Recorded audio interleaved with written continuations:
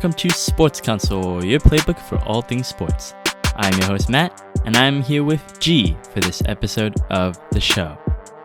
Another season of fantasy football is officially in the books, which means it's time to hand out the Sports Counsel 2025 Fantasy Superlatives to the players that define this season.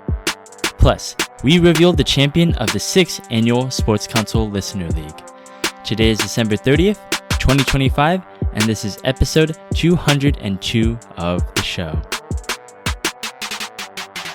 Well, man, it's good to be here. Season's finally wrapped over fantasy-wise. We're big-time playoff guys now, right?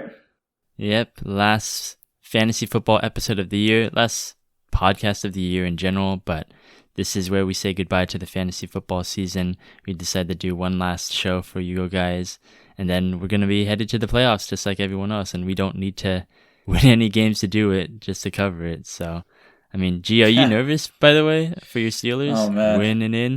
Yeah, dude. I mean, this is the most Pittsburgh thing to do, is to beat the Lions by a lot, go on a 3-game win streak, have the whole world behind you against Cleveland, have a 3-point spread, thinking that would be the most free bet of the world, right?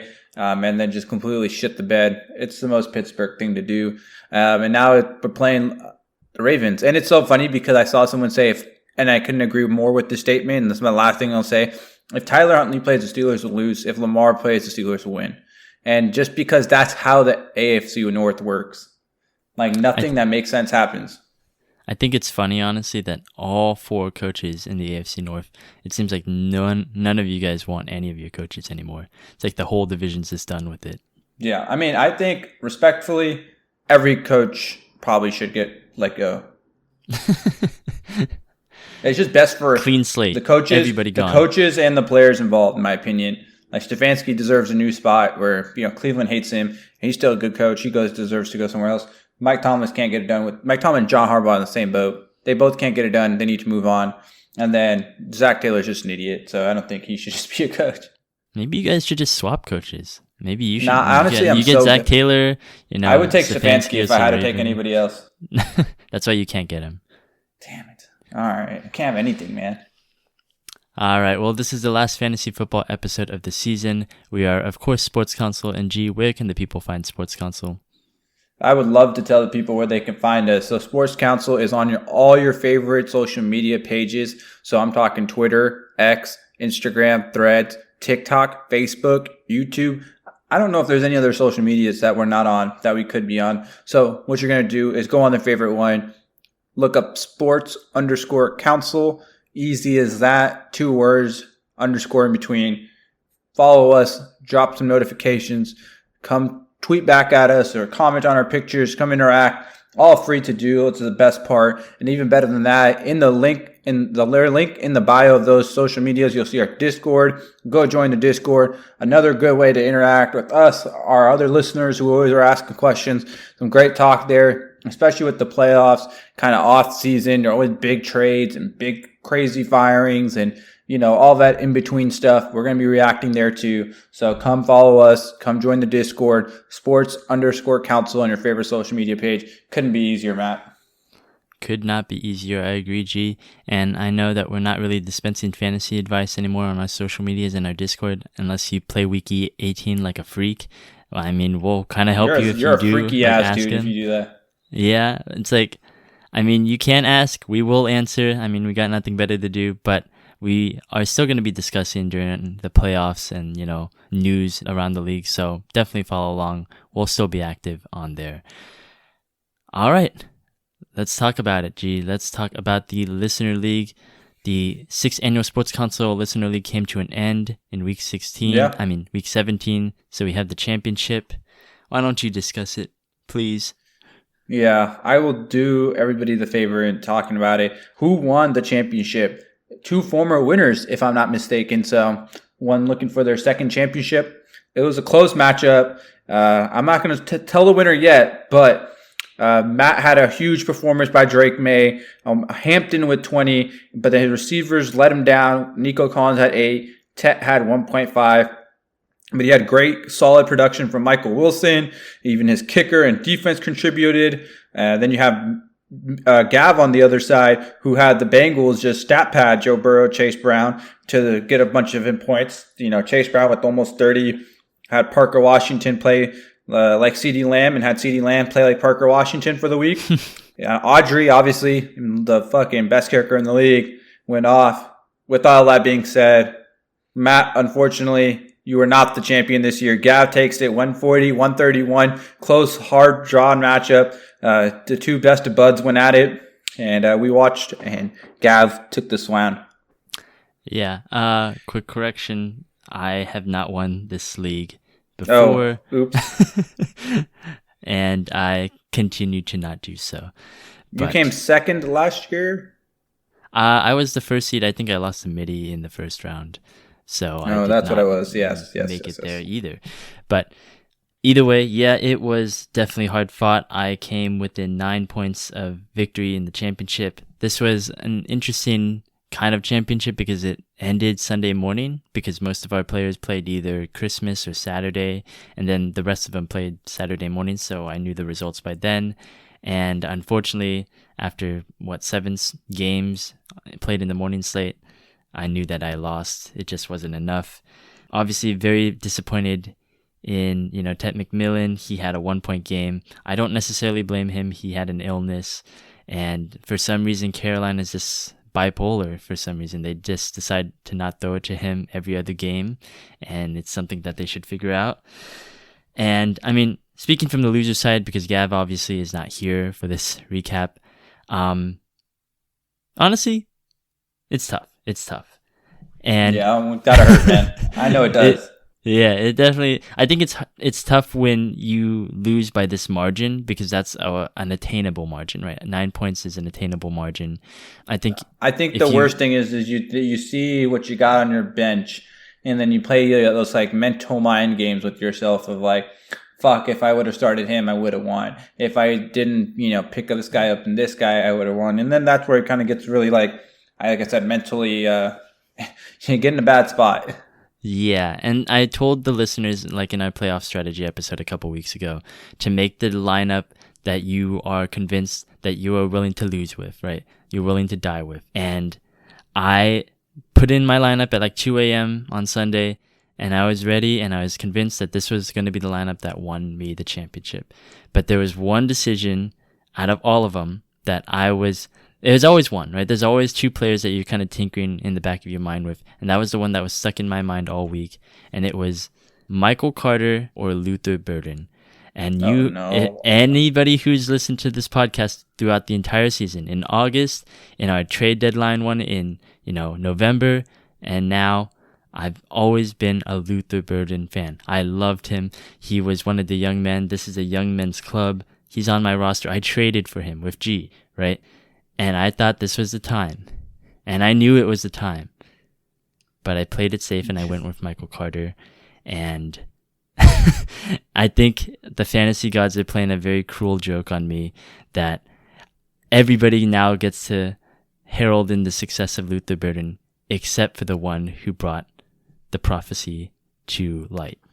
So that will be a burden on me for probably the rest of my fantasy football career, and I think I'm gonna live with it for the rest of my life. And like my Twitter feed is exploding with like Luther Burden's the breakout. Oh, he's averaging the highest yards per route. Luther Burden is on record pace. I knew that first. Look at these yards per catch. These are like JSN, Jamar Chase, and Amon-Ra St. Brown. You're like, oh my god, these stats. I think that's a cruel twist of fate, and honestly, I kind of deserve it because I should have gone with my young man.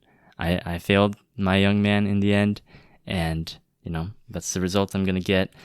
Yeah, this is why we listen to the advice we give the people, man. Yeah, I should have listened to my own advice, and it's not all for naught. I would not have done this podcast at all if I didn't win one of my leagues. If you guys heard me last week, I was in the championship for my money league. I did win that, and I'll talk about it a little bit later, probably in some of these superlatives that we got. But I also won my money league, so at least we're rich. We are rich. Yeah, but this one sucks, and it's weird because I thought this young men's club, I've had 3 of them already, And this one I thought was the weakest one when I came out of the draft. I was super uncertain. I didn't draft a player over 26 years old. So this was a really, really young team, and I had no expectations going into it. And then I was the first seed. I was the second most points scored, and I made it within 9 points of the championship. So honestly, it's really a credit to them. It's really a credit to I think we really actually built something special. The young men's thing kind of came as a joke at first, but I honestly think we're proving it to be a very viable strategy. And I think it's going to become more and more dangerous the more we kind of tinker it. So watch out next year. This isn't over. I think there's just some refining you need to do on trusting your young men. I think decisions to trade Travion and not start Luther Burden are kind of, against the point of the club, I would say, that you guys should... It's a refinement process, right? I need to know which young men to pick, because obviously Tet was a young man, right? And I picked him, and maybe I should have swapped him in over Burden. Well, I mean, right? I think you should have kept Tet, and I think it's like the Michael Carter versus, Yeah. I hate to keep. No. But I understand. I gotta live with it. I woke up today and I was like, Luther, but it is what it is. We'll get it right next year. It is. Next time for sure, man. Well, I'm kind of excited to see, the iteration of the Young Men's Club 4. So might be something I also kind of join in on. No, don't steal my thing. You got your thing. You got your triple tight end. Do that. Yeah, I don't know. Maybe there's not even 3 good tight ends. Well, I know Gav could not make it to this podcast, unfortunately, and that's weird because he was the victor. He should be here. But either way, he did record a little bit of a victory speech. Of course he did, because he does not want to. It would be just weird if he didn't say anything at all about this victory to the people, to the podcasters, to the listeners out there. So he recorded this little thing for us. Why don't you check it out? I have no friends. I'm the fucking champion. Guys, I'm sorry I couldn't be there to accept it, but this is going to have to do. I just want to thank the Potters, Matt, G. Thank you, boys, for the opportunity to fucking own your asses. I thank my parents for making me a fucking genius. And I want to thank my sweet baby, Mitty, for being a fucking bitch. Michelle always say they gonna love me, go out. I go to the basement. Okay, thank you, Gav. By the way, if you're wondering, Gav used a very popular Queen song to begin his speech that we unfortunately cannot keep on the podcast for fear of a copyrighted takedown request by Queen. So what you just heard is what came after, but hopefully you can get the context from there nonetheless. Oh, Gav. Okay, well, that was the victory speech for Gav. Gav is now a 2-time champion of this listener league. He won 2 of the last 3, I believe, with G the only one in between. But 6 Sports Counsel Leagues, and 5 of them now have been won by podcasters. I think maybe we need some better listeners. We were close, though. I think Jamar maybe was the closest to ever, getting it. 0.4 away. Sorry to bring that up, Jamar, but it's true. Yeah, it's true. Unfortunate, but we'll see. Maybe we'll take the hand at the listeners again next year. And if you think you could beat us and we're just yapping big talk, that's your time. Join the Discord. First ones to find out. Yep. We will, in fact, the Listener League will obviously return. It's always been a blast to play with all of the listeners in this fantasy football league. It's super competitive every year. I always look forward to it, obviously. Super invested in it. So thank you to all the listeners out there who did participate this year. We did have a lot of fun in it. All right. Well, the fantasy football season is officially complete. And again, we know that some of you guys have Week 18 fantasy football championships. We really could not care less about that. And we are not going to go over our starts and sits for Week 18. Sorry to disappoint you guys. Again, if you really need help, go and ask us. we will answer individual questions, but we are not going to be doing any starts and sits or anything like that. There's no full list of starts and sits this time. I'm sorry, guys. But Yes. I did want to point out that we have been keeping track of our starts and sits over the last 17 weeks, right? And I did, as a surprise, I tracked every single one of our starts and sits for each individual person. And I would like to reveal the records of our starts and sits for each one of us here for this season. You ready for this, G? I don't like where this is headed, but let's do it. Well, let's start off with Gav, who got one. He was 1-1 because he only showed up on one episode for starts and sits this season. So he got one wrong, one right. Total overall record 1-1. Midi, he was on there for about 3 weeks. So he finished with a record of 7-4, which is actually kind of impressive with a winning record. Nah. And No offense, but he did make easier selections, but it's all right.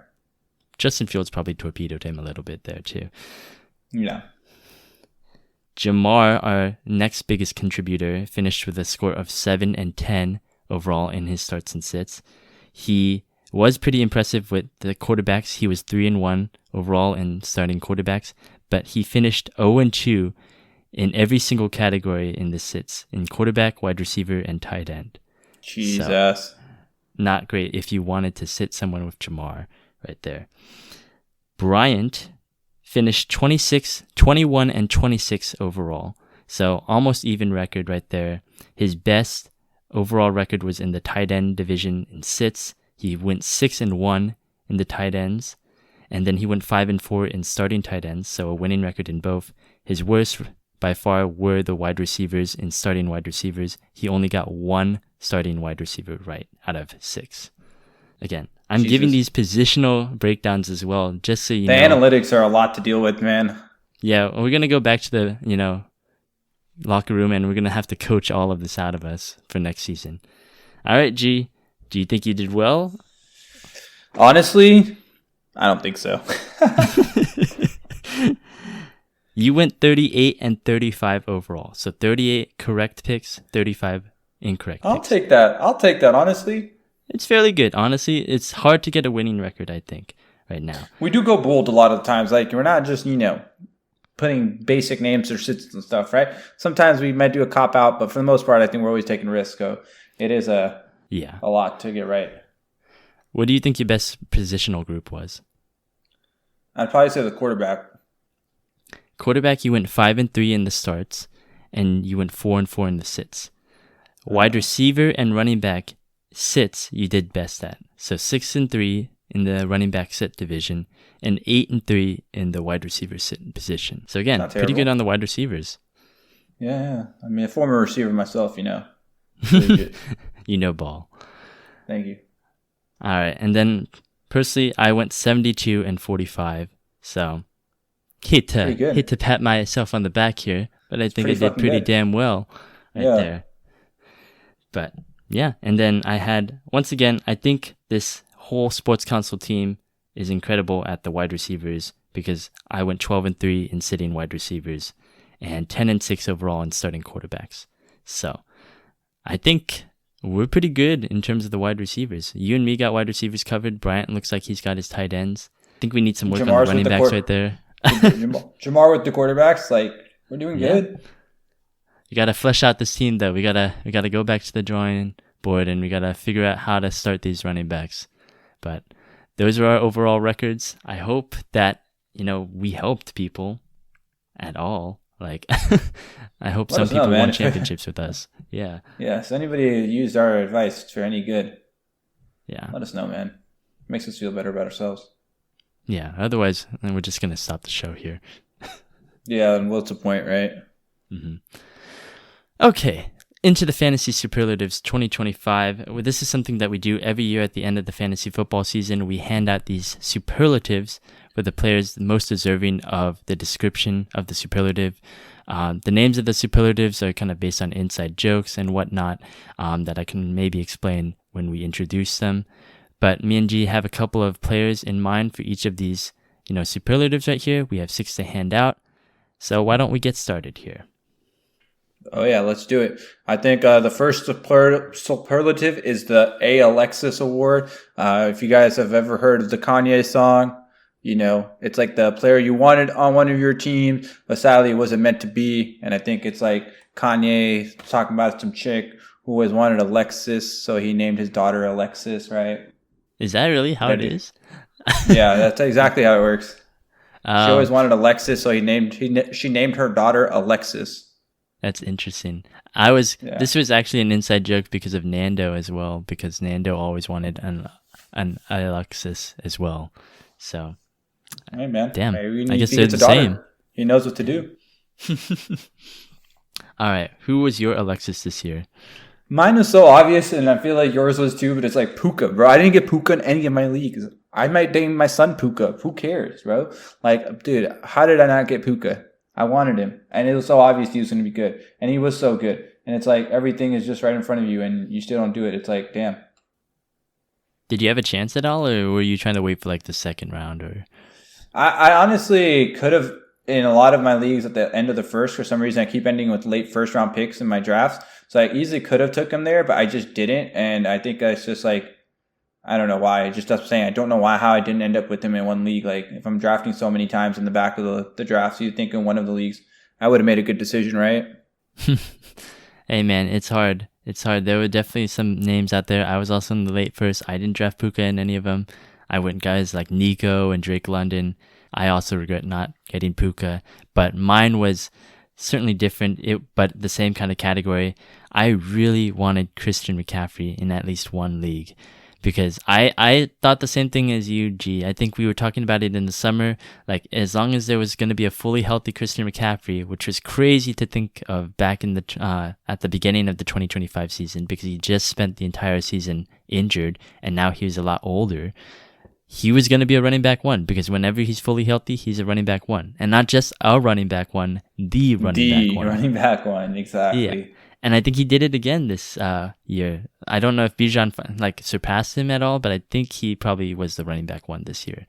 So, yeah, I was the closest actually in this listener league, but someone one spot ahead of me decided to draft him, and it was not meant to be. I wonder who that was. You know, imagine what fucking jackass took him right before you. Yeah. Damn. And did nothing with him. Well, that was me. You said it, not me. I mean, I think honestly CMC would have been mine if I didn't take him in this league because it's the only league I got him in. So it's hard because like everybody should have had CMC. It's the same thing as Puka. Like there was no reason you couldn't have got him if you wanted him, right?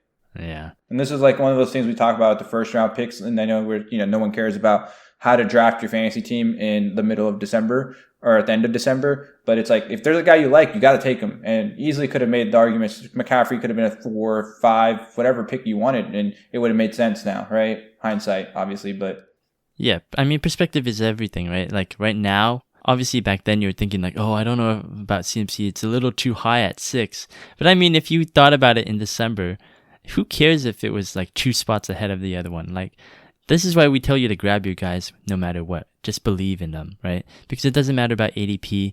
Grab the guys you want because in December, you won't even think about it. Yeah.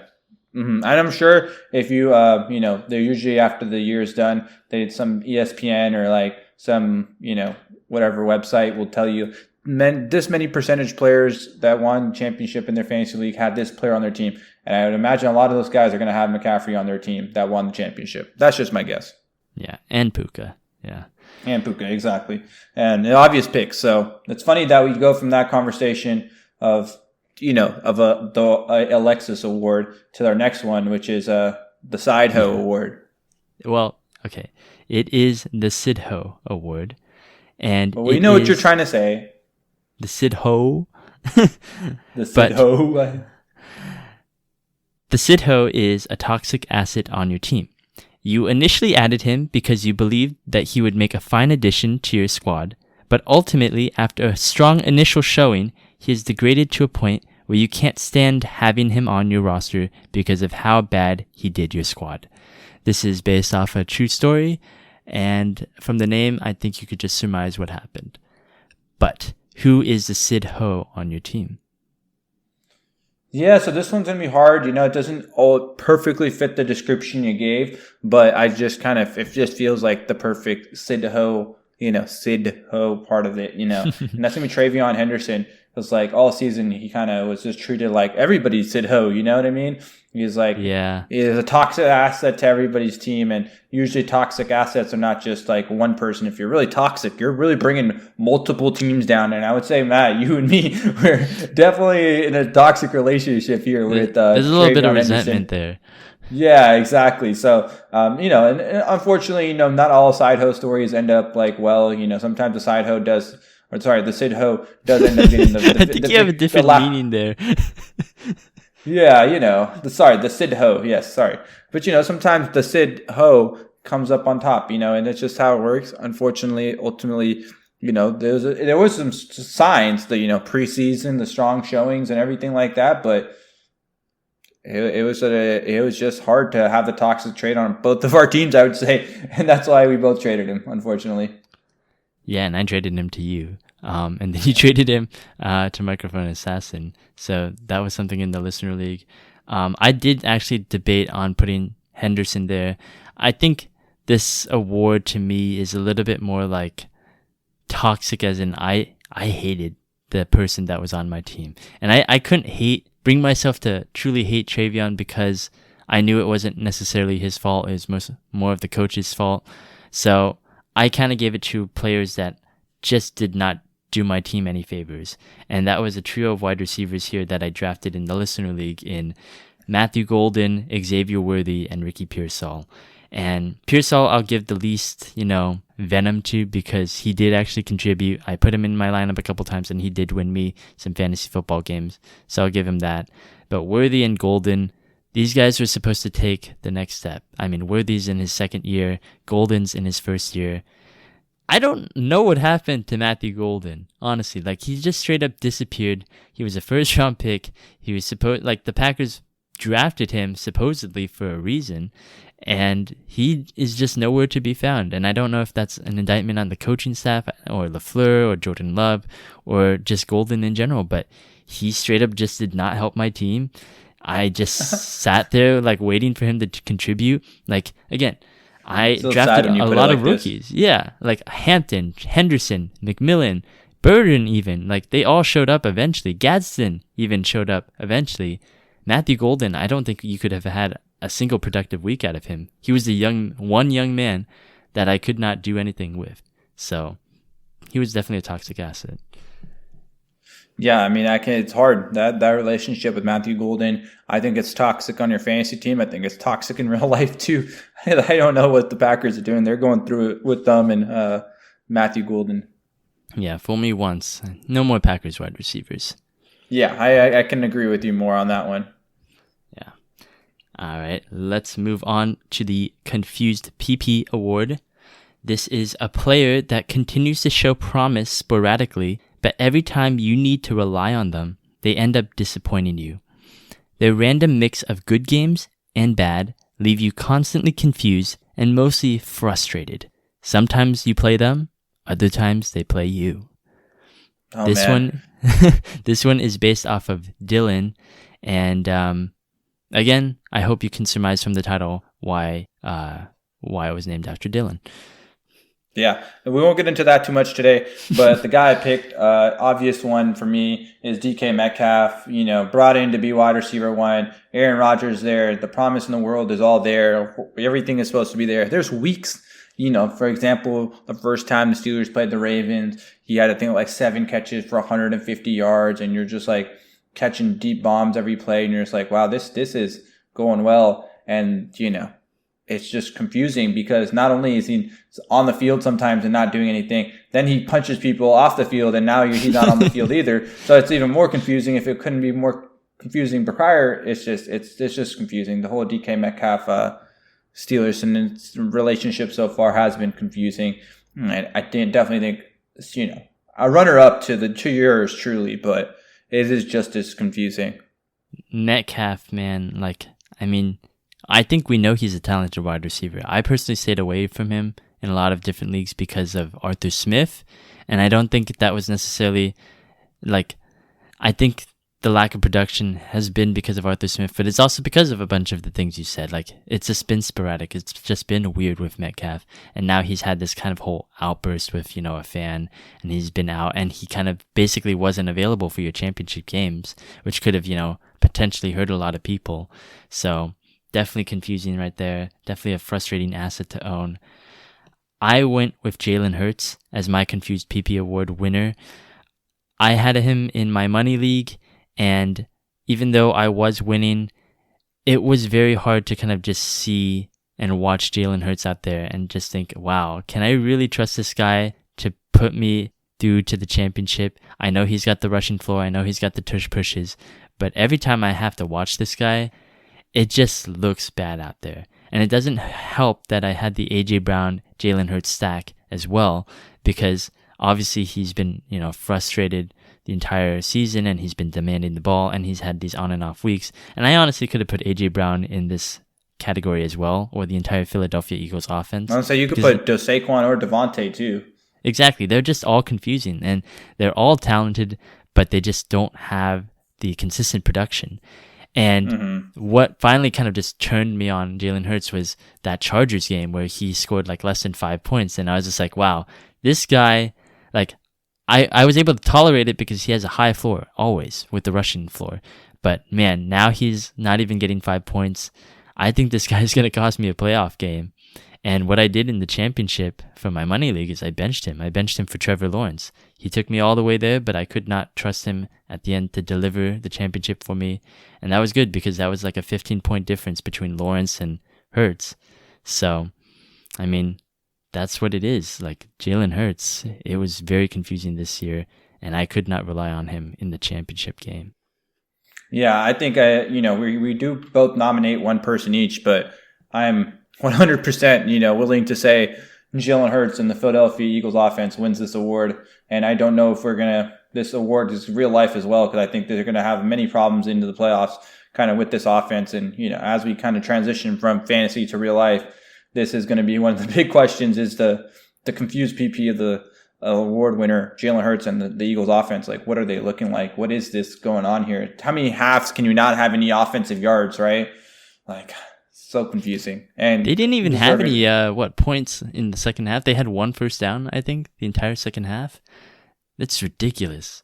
That was like, I was watching that whole game, and I had obviously A.J. Brown still, and I was like, nothing's gonna happen. Like, the entire second half, nothing.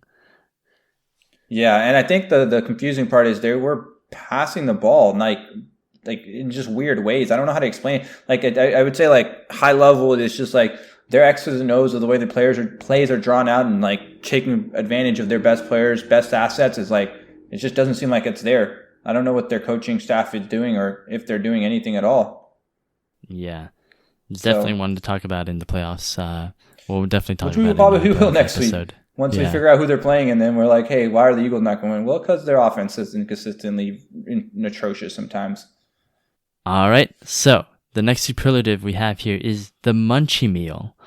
So, you picked them up late in the season, and you thought you'd have to be high or desperate to enjoy their performances, but they've been able to get you important points to win games. Sponsored by Jack in the Box, without their consent. Yes, we will take some money, Jack in the Box, if you can provide. We will not take a lawsuit. This is our warning. This is a good award. This is a very good award. I mean, yes. The Munchie Meal, I ate those Munchie Meals all throughout college when I was studying late at night and I didn't cook any food in the house. So I went to grab a Munchie Meal. That's what we mean here. Like, it's just calories, man. It's just calories. Well, I mean, a famous term in football, I guess if you're bringing up the calories, is the empty calories.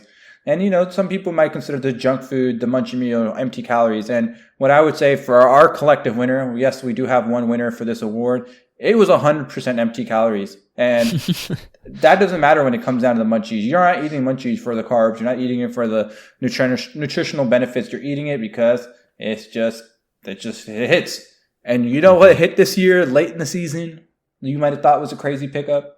Michael Wilson. He is a god. That is all I need to say. I love him. He is literally the best receiver ever when Jacoby Brissett is quarterback and the game does not matter. he was amazing. And yeah, me and G unequivocally just unanimously voted Michael Wilson as both of our Munchie Meals. I mean, both of us had him in the Listener League, and then both of us had him in the Dynasty team that we, share and co-manage. So he was a big addition to a lot of people, and he probably won a lot of people championships for that last stretch of, games. I think he only had one game under, double digits in PPR, and that was when Marvin Harrison was actually healthy. So he probably won a lot of people titles. I think he got another touchdown in this championship game. So yes, he did. He did. Yeah. He had like 4 catches, 50 yards or something, and a touchdown. Like, what a fucking you got to give it up to Michael Wilson, man. I love him. I Yeah. didn't win a championship with him, but I still love him, and I'll always remember this kind of run. And I honestly hope it continues next year because, I mean, he looks good out there. He looks good. I don't know how much of it is due to targets. I don't know how much is just, people aren't guarding him because they don't respect him. But I think it will be an interesting conversation that we'll have next season with Michael Wilson. But I do hope he keeps it up. He looks like a standout guy. And I hope he knows what he's done for the fantasy football community. Yeah, and I think, we didn't discuss any close seconds because there's not any close seconds. But, kind of is the guy we should give some mentions to is Wandale, late round draft pick, not really like a late season pickup. So not always, technically fitting the award as best as possible, but deserves a shout out nonetheless. So, shout out to Wandale Robinson as well before we go into our last couple of awards here. Yeah, and Purdy and Lawrence also. I think I found out they had the 2 highest fantasy playoff stretches. Yes. Like in terms of Ever. points. Yeah, so, I mean, if you were able to stream those guys and then win big, that's great. Again, I streamed Trevor Lawrence, so shout out to him as well. It definitely worked. It definitely was there. It's definitely available. So, shout out to many of those guys, but none compared to Michael Wilson himself. The GOAT, the real son of Marvin Harrison Jr. The Grant Award.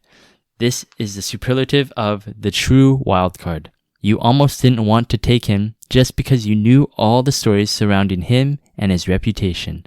But every time you start him, you tend to have a great time. This is based off of a guy that we know named Grant, funny enough, and he fits this wild card to a T. He's a great friend. You might have seen his girlfriend does the graphics on this podcast, so shout out to her, shout out to Phoebe. But who is your Grant? I took this quite literally in the terms of wild card because not only was his projection going into the season a wild card, his play in and off the court is a wild card, his attitude is a wild card, his everything is a wild card, and I think everybody knows who I'm talking about at this point, is George Pickens. Of course, my love, my true one only. He's just is a wild card. I don't know how else to describe him. He is really good though. I do know that. And every time you're like, fuck, man, this is a good defense that they're going against, or, CD might be out, or Dak's kind of not playing his best ball. It doesn't matter. Pickens ended up, for the most part, showing up all season. So he is a true wild card for me. Yeah, he was going in like the 5th round, I think. And, obviously he was like a big crush of a lot of fantasy analysts out there, but there was obviously uncertainty because 1, yes, he crashes out a lot and, he has attitude issues. 2, CD Lamb was still there. He was going to be the wide receiver 1, so that means he had to be wide receiver 2. But wide receiver 2 to him meant like a T. Higgins kind of wide receiver 2, which meant you still basically had an elite wide receiver 1. CD missed some time, and George Pickens was able to finish, I think, within like the top 10 or 12 in terms of like fantasy wide receivers this year. So that's a great, steal right there. I am interested to see where his ADP is going to be next season. I know we're not supposed to be talking about this kind of stuff already, but Right. I can't help myself. Well, there's the whole offseason ahead of us, and he's one of the many big free agents this year, so it's going to be a lot to, think about. So, yeah, like you said, we're not going to get into too much, but it should be interesting. Do you think they keep him? No, I don't think so. I don't think long-term they're keeping him. If they keep him, they're franchise tagging him for a year and making him play as a non-long-term contract guy. There's no way you can afford Dak's $50-60 million, CD Lamb's $30 million, and then George Pickens $20-25 million. Still got to sign guys on the on the defense, and it's just a lot of clog there in terms of salary. I just can't see it. I mean, they just got rid of Diggs, so maybe they got some money now.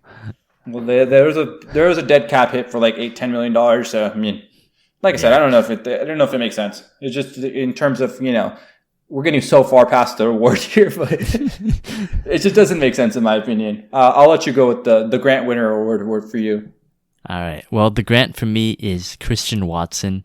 This is a little bit of a unique pick, and I do agree that, George Pickens probably fits the bill a little bit more for the superlative, but Watson honestly was kind of a wild card because he wasn't even healthy to begin the year. I think he missed the first. I think if you take in health, right? He is the ultimate wild card too, right? Yeah, like he had the ACL tear and he wasn't available for the start of the season. And then all of a sudden he was just this waiver wire pickup. He was a speculative ad, right? Christian Watson's finally healthy. They just activated him off injured reserve. Maybe you could take a look. And, I was frustrated with getting rid of Matthew Golden, and I was like, no more Packers wide receivers. But I still decided to just swap one receiver with another, and this one actually made some deep, target throws and was able to get those receptions. And, even though it was always a volatile risk with him because he only gets like 4 targets a game, at least those 4 targets all were over 20 yards. Right? Yeah, literally all deep shots, right? Yeah. So then he gets touchdowns with those. He gets, these 25-yard receptions. And then, so you're either getting 4 or 12 points with him, or maybe even 20 points sometimes if he hits on that deep, shot from like an 80-yard bomb for a touchdown. Oh my God. I love that. I loved on Thanksgiving Day. I think he had that, Thanksgiving bomb where Love hits him. Yeah, he did. Yeah, amazing. So he was always a wild card. It was always hard starting him. I was so close to maybe starting him in this championship game. Obviously, I should have, but volatile but beloved Christian Watson. Yeah, it is a good time if he shows up. 100%. Much like Grant. Exactly so, though. Deserving of the award himself. Yeah. And the last and final award, some might say the most important. Yep. The Ratatouille. Do you have to say it like that too? Ratatouille. I went to France. Ratatouille.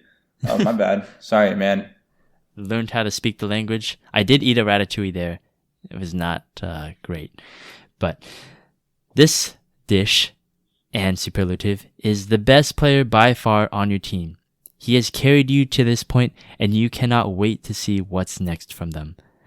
Grant, the friend and the superlative on this show, makes a phenomenal ratatouille, so the two are very much connected, and that's why we named the award the Ratatouille.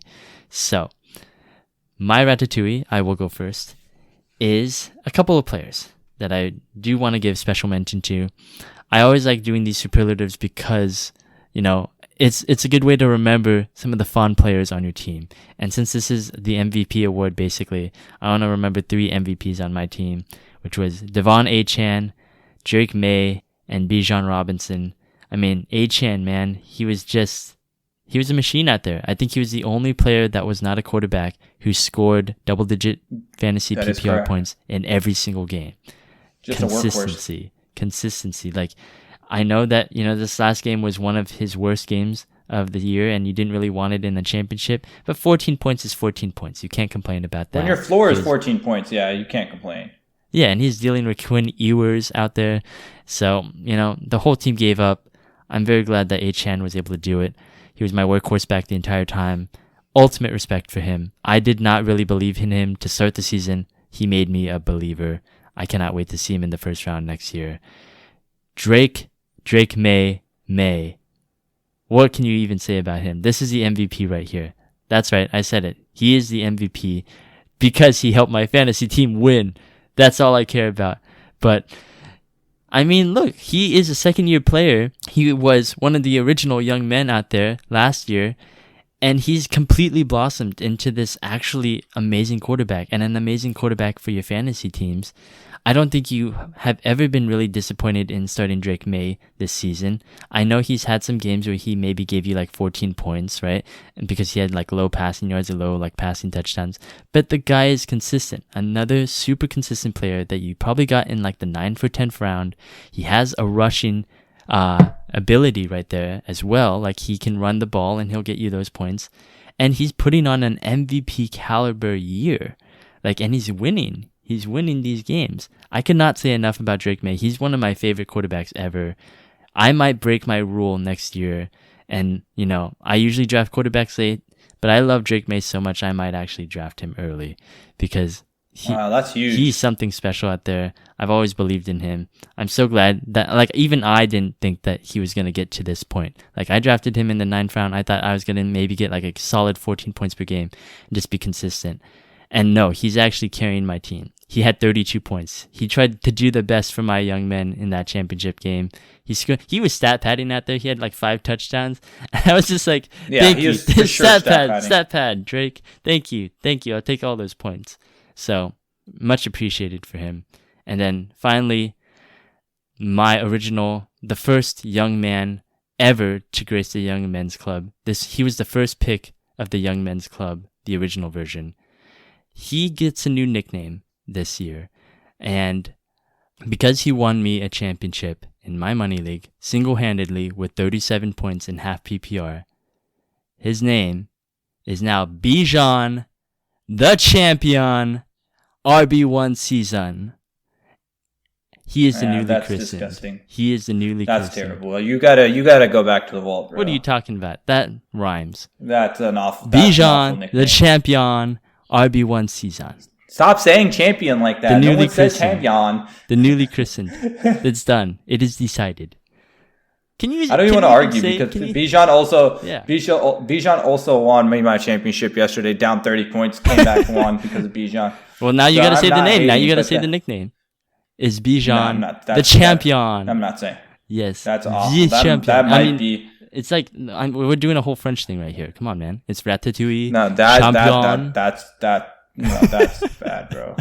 I changed the nickname on my league to Be the One, Bijan, and that's close enough to rhyming. Be the one. It doesn't sound. But he's already the one. Yeah, he was already the one. Yeah, but now he's the but now he champion. is, Nah, stop. Yeah, I don't like it. Either way, I I don't need uncomfortable to now. say anything more about Bijan, man. It's already been said. Yeah, you don't. Everything's amazing. Yeah, if you watch Monday night, and you had him on your team, and you probably won. Yeah, he's the GOAT right there. He won me the first championship I ever won in this money league. He will always be my favorite, and he was already my favorite before. Now he's probably top one, Mount Rushmore of fantasy. Yeah, I mean, deservedly so. And, you had 3 winners. For me, there's only one, and one deservedly so winner to this award. I think you kind of copped yourself out, giving yourself 3, but, that's not here or there. I have my winner as the one and only JSN, and I love JSN. What can I say? I got him on the Dynasty team. He's been a namesake of my team. He's just the guy. So I have no complaints. He's absolutely just a fantastic receiver. Kind of fell off a little bit towards the end of the season, but he played just good enough to where it doesn't even matter for me. I still think he's the Ratatouille.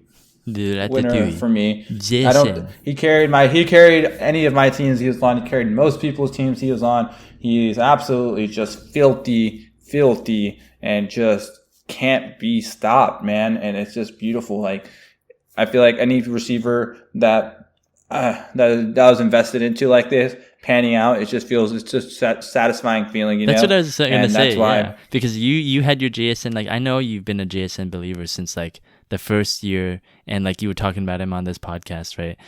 He was buried in the depth chart, right? And you were talking about him, right? Exactly. So it's panned out, and it's just a great feeling when something like that does pan out. Yeah, and then it was the same for me with the Bijan, the Drake Mays, It's amazing when you see the rookies that you kind of talk about, the guys you've been kind of speculating about. And I mean, not everybody has podcasts, but we are on here on these podcasts and we're talking about these guys watch out for this guy, he's going to be something special. And these guys end up winning you your leagues, all of them. Yeah, it validates all these 200 episodes of podcasting we do, huh? Yeah, I mean, we already said, I hope we won you leagues, and I think if you really listened hard enough, we did help you win these leagues. So hopefully, amen to that, man. Yeah. Amen to that. Well, that was all the superlatives we had.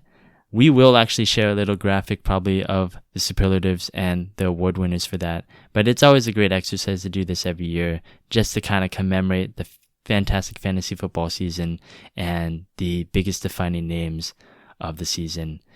And I know we've done like... It's a nice, nice way to recap the season for sure, especially kind of looking back at all the ups and downs of the season and kind of, assigning names and awards to those.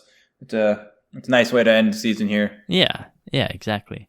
And like some of these guys, like you won't remember kind of maybe the year before, right? Like the Munchie Meal from last year, right? And it's just like, oh yeah, who had that huge like waiver wire run at the end of the season? And then you can go back and say, oh yeah, it was this guy.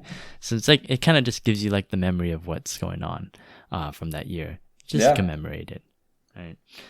Exactly. And it's our pleasure that you guys all trust us as the award nominators, choosers, and the presenters. I should hope so. I mean, we've been tracking these guys for like 16 weeks now. Show me another, couple of people who have done a podcast for 16 straight weeks. I'm sure there's a lot of them. Yeah, but never. Like, I don't. We do it for free. Yeah, dude. I don't want to start talking shit about the fantasy football podcast, but I was about to say something crazy. Oh, okay. You're gonna start some beef with some fantasy footballers. I was gonna do the fantasy, literally the fantasy footballers. I was gonna shit on them. Oh man, I don't want that. I don't want any of that. Yeah, action. they're good guys. I can listen to them. So yeah, I listen to them too. Yeah. But well, with that being said, that is a wrap for the 2025 fantasy season. Yeah. Any last words just for recap the season, man? Yeah, of course. I mean, it was another amazing season.